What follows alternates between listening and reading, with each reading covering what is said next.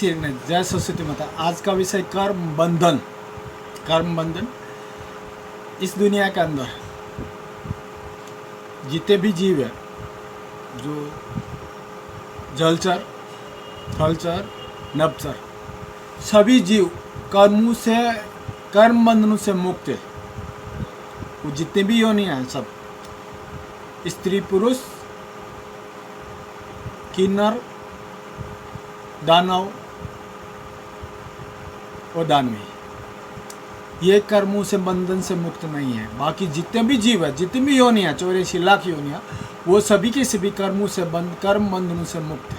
उनको कोई भी किसी भी प्रकार का कर्म बंधन लागू नहीं होता। ये कर्म बंधन इन 5 योनियों को लागू होती है: स्त्री, पुरुष, किन्नर, दानव और दानवी। यदि ये लोग, ये पांचों, किसी भी योनि को किसी भी प्रकार से हारिस करते या परेशान करते या उनके साथ किसी भी प्रकार का बुरा बर्ताव करते या उनके साथ गलत व्यवहार करते, तो वो कर्म बंधन में आ जाता है, लेकिन उन योनियों को नहीं। वैसे ये दुनिया बनने से पहले उस ईश्वर के द्वारा रची गई रचनाओं के हिसाब से जो भी मोक्ष का दाता होता है, वो ईश्वर के अंदर विलीन होता है। वो ईश्वर उसके साथ विलीन करता रहता है। और जितनी भी आत्माएं रोज के रोज विलीन होती है, उतनी ही आत्माएं इस दुनिया के अंदर वापस वो ईश्वर भेजता जाता है। दूसरी आत्माएं, वो आत्माएं जो अच्छी आत्माएं, वो पवित्र आत्माएं रहती है, उनको इस दुनिया के कल्याण के लिए भेजा जाता है। यदि उन आत्माओं में से कोई आत्माएं वासनाओं के वशीभूत होकर कुछ गलत काम करती है, तो वो उसको इस दुनिया के भोगों को भोगना पड़ता है। यदि कोई आत्माएं अच्छे कर्म करके और अपने कर्मों का मोक्ष करती रहती है, ईश्वरीय काम करती रहती है, तो वो वापस मोक्ष को प्रदान करती है। वैसे पहले मैंने स्त्री का नाम लिया। स्त्री, उस ईश्वर ने इस दुनिया को बनाने के लिए स्त्री का रूप लिया है। स्त्री यानी माँ, पहला जो माँ का रूप है वही रूप लिया। माँ इस दुनिया का सबसे बड़ा मोक्षदाता है। माँ के चरणों में सभी सुख व स्वर्ग व सभी ईश्वर की प्राप्ति है, क्योंकि ईश्वर ने जब भी कोई अवतार लिया या अंश अवतार लिया, तो माँ की अधीन रह करके काम किया। माँ को बहुत बड़ा दर्जा प्राप्त दिया है। माँ किसी भी प्रकार अपने संतान के साथ, स्त्री कभी भी किसी भी प्रकार से अपने संतान के साथ दुर्व्यवहार या गलत व्यवहार नहीं करती है, क्योंकि माँ के लिए अच्छी या बुरी औलाद एक समान होती है। वैसे ये जो स्त्री और पुरुष बताए, ये कर्मों के अधीन काम होते हैं। कर्मों के अधीन काम होने के कारण यदि स्त्री पुरुष के साथ कोई गलत काम करती है, तो उसको भी आने वाले जन्म के अंदर पुरुष का जन्म लेना पड़ेगा, और वो पुरुष स्त्री का जन्म लेता है और वो उसके ऊपर अत्याचार करता है। यदि पुरुष किसी स्त्री के ऊपर अत्याचार करता है, तो उसको भी स्त्री का रूप लेकर के, वो स्त्री उसका पुरुष का रूप लेकर के उनको भोगने पड़ते हैं। संचित कर्म, ये कर्मों के बंधन के अंदर बंधन होता है। उसी प्रकार से यदि इन दोनों योनियों में से किसी गलत कामों में, जैसे समझ लो, बोलते हैं ना, हिंजड़े के जैसा काम किया, जिस कोई किन्नर जैसा काम करता है या किन्नर जैसे गलत कामों में लिप्त हो जाता, तो वो आदमी मरने के बाद वापस किन्नर की योनि को प्राप्त करता है। उसी प्रकार से यदि कोई स्त्री और पुरुष राक्षसी कर्म करता है, जो पाप कर्म से लिप्त होकर के गलत काम करता है, तो वो आने वाले जन्म के अंदर राक्षसी जीवन बिताने के लिए जन्म लेता है, क्योंकि उसको राक्षसी भोग भोगने पड़ते। इसके लिए वो पाप कर्मों में लिप्त हो जाता है। और वैसे ही लोग यदि पाप कर्मों में लिप्त रहते, तो वही लोग इस दुनिया के अंदर पाप को बढ़ाने का काम, राक्षसी वृत्तियों को बढ़ाने का काम करते रहते हैं। वैसे इंसान 84 लाख योनियों को भुगतने के बाद में स्त्री और पुरुष को जन्म मिलता है, क्योंकि 84 लाख योनि जब तक भुगतता नहीं है तब तक उसको स्त्री और पुरुष की ज़िंदगी नहीं मिलती है।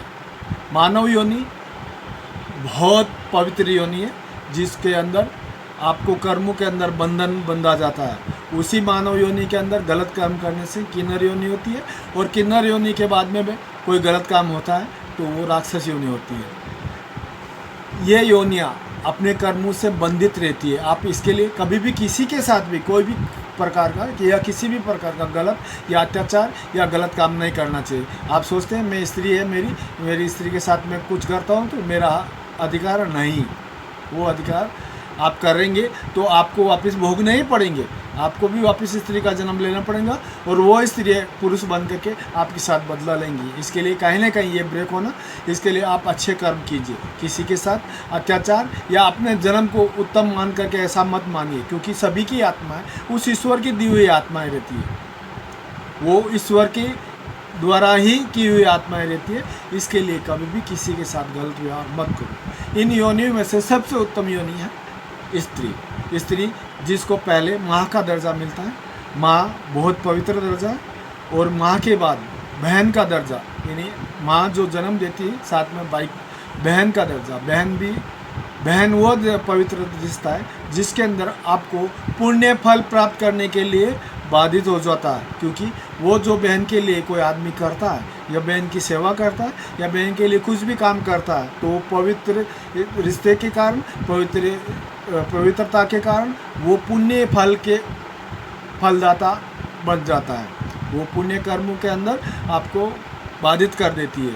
इसके लिए बहन का सबसे बड़ा पवित्र रिश्ता है। वो बहन माँ जैसा भी प्यार करती है और अपने भाई को हर तरह से, हर प्रकार की सुविधाओं के साथ साथ प्रेम, यानी भाई का प्रेम, बहन का प्रेम देती है भाई को, और भाई और बहन का ये पवित्र रिश्ता रहता है। उसके बाद में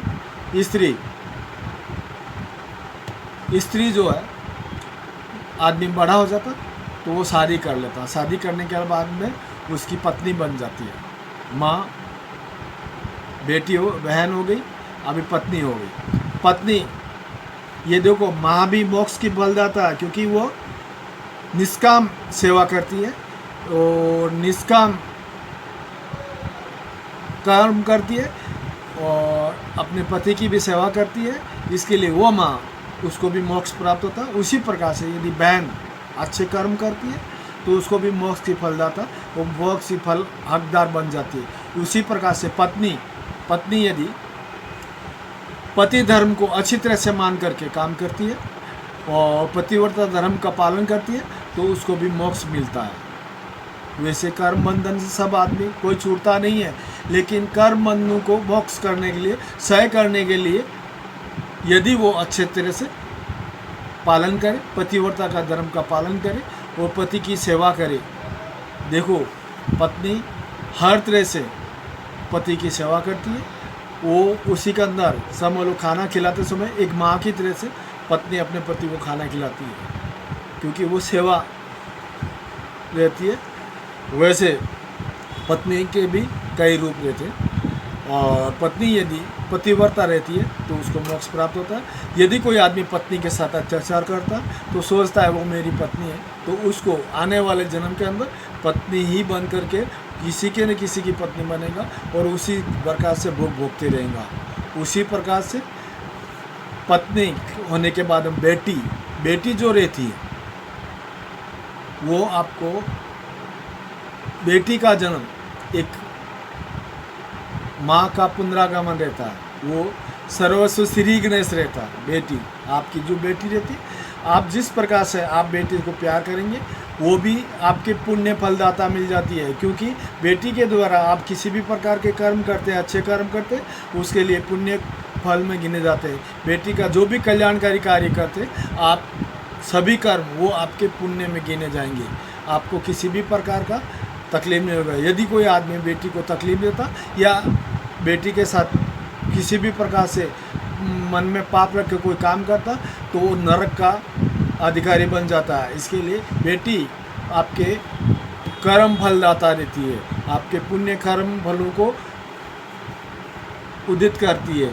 वैसे कहावत के हिसाब से यदि आप 100 गायें मार करके जो 100 गायों को पाप मिलता, उसमें से यदि आप एक बेटी का तारण कर देते, यदि उसका अच्छी तरह से घर बसा देते और उसका शादी करके सब कुछ अच्छे कार्य कर देते और उसको दान दक्षिणा दे के काम करते, तो 100 गायों का मारा हुआ जितने पुण्य वो पाप है वो पुण्य में बदल जाता है एक बेटी के तारण के कारण। इसके लिए बेटी भी वही स्त्री इसके लिए पवित्र मानी गई है। और उस स्त्री का निर्माण करने के लिए ब्रह्मा ने 12,000 साल लगाए थे, जिसके अंदर हर प्रकार की ताकत, हर प्रकार की क्षमता उस स्त्री के अंदर भरी है। स्त्री बहुत बड़ी ताकतवर होती है। स्त्री वैसे हर इंसान, हर इस दुनिया के अंदर 16 विद्याओं के दाता रहते। इंसान को 16 विद्या रहती, 17वीं विद्या स्त्री के अंदर रहती है। स्त्री, ये कहावत है, यदि कोई औरत किसी भी घर को चाहती है तो स्वर्ग बना सकती है, और यदि वो 17वीं विद्याओं का गलत उपयोग करके नरक भी बना सकती है। 17वीं जो विद्या है वो विद्या उस ईश्वर ने सिर्फ स्त्री को ही दी है। उस ब्रह्मा की रचयिता के अंदर बहुत बड़े विचार करके 12,000 साल लगे थे स्त्री का निर्माण के लिए, क्योंकि उसके अंदर हर प्रकार की क्षमता दी गई है। इसके लिए इंसान से एक आगे औरत को ताकत दी, बुद्धि दी, क्षमता दी, सहन शक्ति दी, प्रेम दिया, हर प्रकार से ये दिया। यदि औरत गलत कामों में, यदि पाप कर्मों में लिप्त हो जाती है, यदि 17वीं विद्या का दुरुपयोग करती है, तो वो औरत कर्म भागी आने वाले जन्म के अंदर बहुत गलत भोगों में होती है और उसको पीड़ित दशा और प्रताड़ना मिलती रहती है।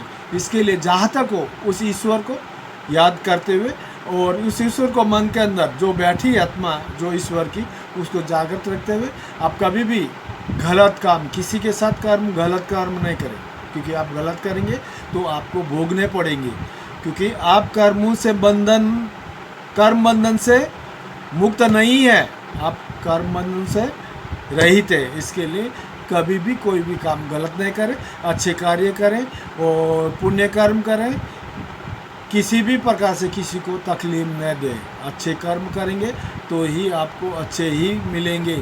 संचित कर्म अच्छे जब बढ़ेंगे जब अच्छे काम करेंगे, और जैसे भी कोई भोग भोगता है तो वो आपके संचित कर्मों के कारण भोगता है। स्त्री या पुरुष जो भी योनि मिलती है, स्त्री पुरुष या किन्नर या दानव या दानवी, ये जो योनियाँ मिलती है वो आपके कर्मों के हिसाब से मिलती है, क्योंकि आप जिस प्रकार के कर्म करेंगे उस प्रकार की आपकी योनि मिलती रहती है। दानव और दानवी, इसका मतलब यह नहीं होता वो अपने जैसे शरीर ही रहते, लेकिन उनके कर्म दानव रूपी रहते, दानवी रूपी रहते, इसके लिए दानव और दानवी रहते हैं। इसके लिए इस प्रकार से किसी भी प्रकार के गलत काम, गलत विचार और गलत सेवन और गलत खाना नहीं करें।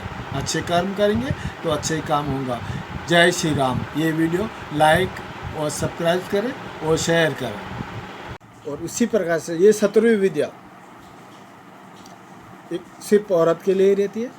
आदि शुक्राचार्य इस विद्या को प्राप्त करने के लिए, क्योंकि वो सभी विद्याओं के ज्ञाता थे, क्योंकि भगवान कृष्ण के अवतार थे और उनका दिल राधा का था, जो हरे कृष्णा करके भजन करते थे।